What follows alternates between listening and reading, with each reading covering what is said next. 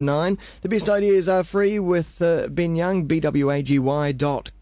Waggy on Twitter as well. Morning, Ben. Good morning. And today we're talking about self-control as our idea. Yes. So I was reading another great little study around the weekend around improving your self-control.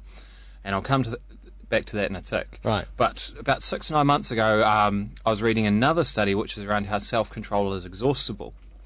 And so what these scientists did is they put people in a room and they gave them two options. One was quite tempting, one was not so tempting. And those that demonstrated self-control in this situation, half an hour later, demonstrated less self-control. Huh. So I'll just go through it in a bit more detail. So picture this. Students come into a lab. It smells amazing. Someone has just baked chocolate chip cookies. On a table in front of them there are two bowls. One is fresh baked cookies, the other has a bunch of radishes. Some of the students are asked to eat some cookies but no radishes. Others are told to eat radishes but no cookies. And while they sit there nibbling on rabbit food, the researchers leave the room, which is intended to tempt them and is frankly a bit sadistic. But in the study, none of the radish eaters slipped. They showed admirable self-control. Huh. And meanwhile, it probably goes without saying that people gorging on cookies didn't experience much temptation. You're not really tempted by those radishes. I'm surprised that the radish eaters wanted to keep on eating radishes. I mean, of all vegetables, radishes, I mean, who munches on radishes? I'm not. Once the first one's down, maybe it's much easier. Yeah, perhaps so. Okay.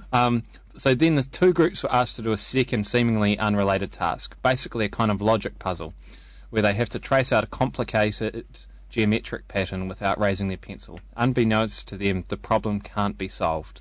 The scientists are curious how long they'll persist at such a difficult task. So the cookie eaters try again and again and again for an average of 19 minutes before they give up. How long do you think the radish eaters lasted? Just a guess. Well, I would just thought exactly the same time, really. Radish eaters average of 8 minutes. Wow.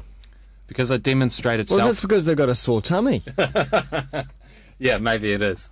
But it's around self-control. They've repeated these kind of studies over and over again in terms of offering people carrots or a piece of cake, and then offering them cake later in the day. Yeah.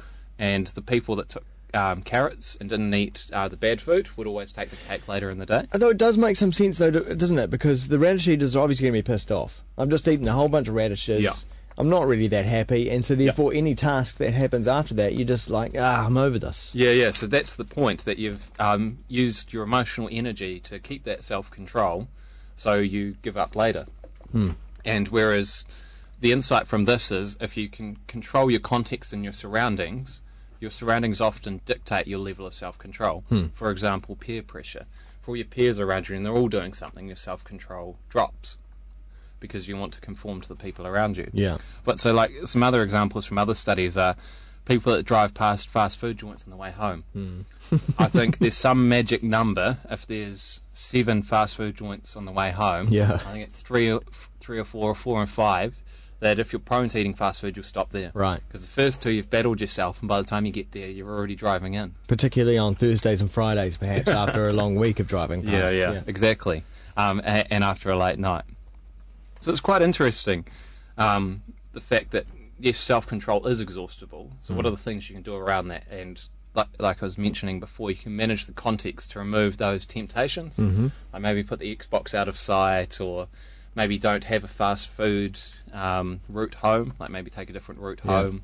Or maybe for people that like to spend on their credit card, hide the credit card, don't leave it in your wallet, that kind of stuff.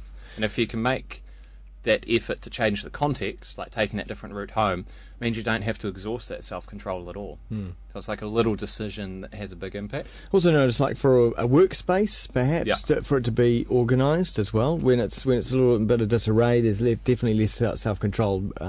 Certainly that's my experience. One thing that I do quite a bit is, I'm renowned for, I'll just check my email. I may as well jump on a little bit of TechCrunch, read a couple of blogs. Next thing you know, Facebook. I'm reading a long article, or I'm on Facebook posting some photos. So I've got this little app called Freedom, and I activate it, and it cuts off the internet for a period of time. Right. But basically, that forces me to keep writing or working on the task. If I jump on the internet, try and load something, it stops working.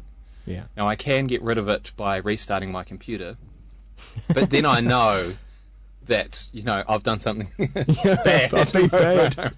So it actually forces me to do stuff. Yeah. So again, that's around changing that context, just turning the internet off. I was reading about some authors, and one of them, he has a writing laptop, and it doesn't even have it doesn't have a Wi-Fi connection or a LAN connection. Right. It's like 8 years old. Yeah. What he'll do is he'll go to the public library. He's got this little nook somewhere in there, and he'll just sit there and he'll write. Like, there's no way he can get on the internet. He leaves his phone at home. Yeah. So he's got no choice but to go there and then come home once he's done. That's a good idea. It's quite good. If you've got the self-control. Yeah. So just on that, this is the fresh study that I was talking about at the start, is that they analysed people that were working on their posture. People that improved their posture actually get more self-control. So it takes longer to exhaust it. And the result of that study is that people that are consistently working to change a habit demonstrate better self-control. So if you're always looking to improve one of your bad habits, your level of self-control goes up. Okay.